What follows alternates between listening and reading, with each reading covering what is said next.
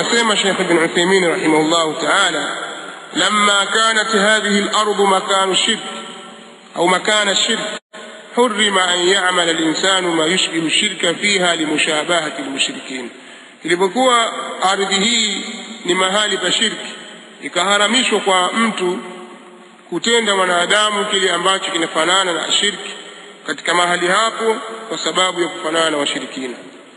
Amma binisbati lisalati fil kanisa, ama kwa nisba ya mtu kuswali kwenye kanisa, na hili lilitokea hapo zamani katika zama za Umar, na bali linaendelea mpaka sasa katika nchi za Europe na Amerika.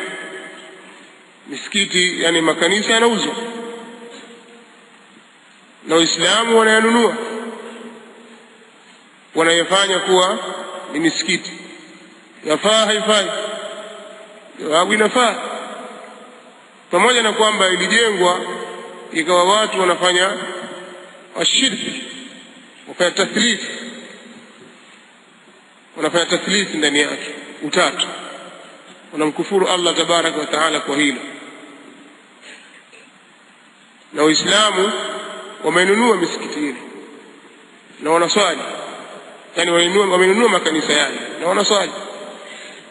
Ukienda katika nchi za Europe, hasa Uingereza na nchi nyingine, kwa kiasi kikubwa misikiti ya Waislamu asili yake ilikuwa ni makanisa. Kwenda Waislamu wana msikiti wao, waswali mpaka barabarani, mpaka nje, au msikiti umejaa mathalan.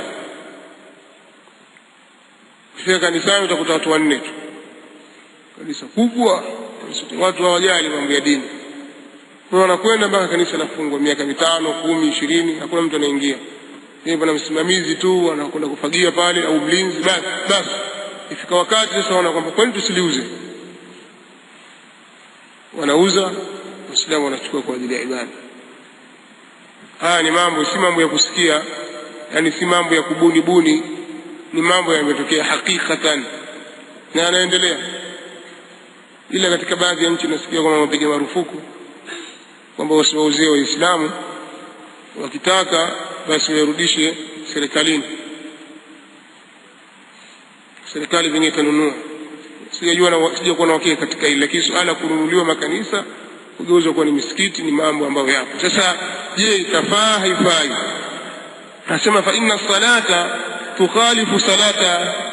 tukhalifu salata ahli alkanisa, kwa sababu ile swala ya Waislamu iko tofauti na swala ya watu wa kanisani. Kwa itafaa la yakunu al-insanu mutashabbihan fi hadha al-amal, kwa sababu kule wao ni mukaa wa tasbih, kupiga makofi.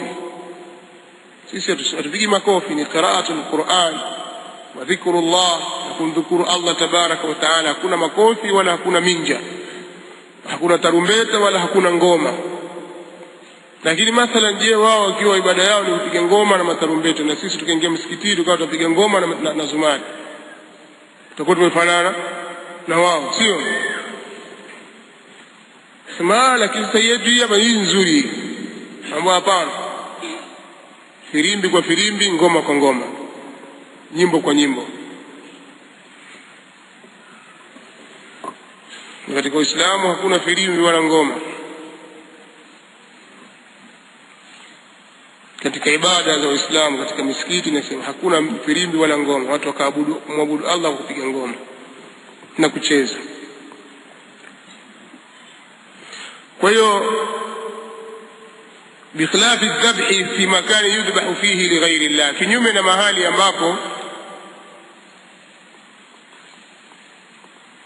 kinyume na kuchinja katika mahali ambapo watu huchinja kwa ajili ya siku Allah, kuna tofauti. Ama kuhusu kitendo cha kuswali, swala zao na swala zetu ziko tofauti.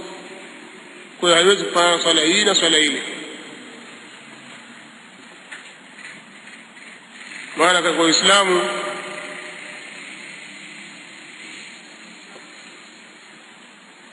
swala zao ni unyenyekevu, kumwabudu Allah tabaraka wa taala. Utakujua hilo wewe, angalia swala ya tarawih. Hata kama ni mtu mazoezi, wengine ufanya mazoezi sana, wewe ndio kocha kule, ndio master, sensei, sio? Ukija kusimama katika tarawih kama ndio mara yako ya kwanza, utajikuna mpaka uko mwenyewe, mara washauku, mara hivi, kwa sababu si kusimama tu, kunataka khushu' vile vile, na ile ladha ilikuwa ndani katika qiraa na dhikrullah. Kinyume cha hivyo inakuwa ni shida kidogo. Au watu wasimame isoma A'raf baina al-maghrib wal-isha, A'raf taweza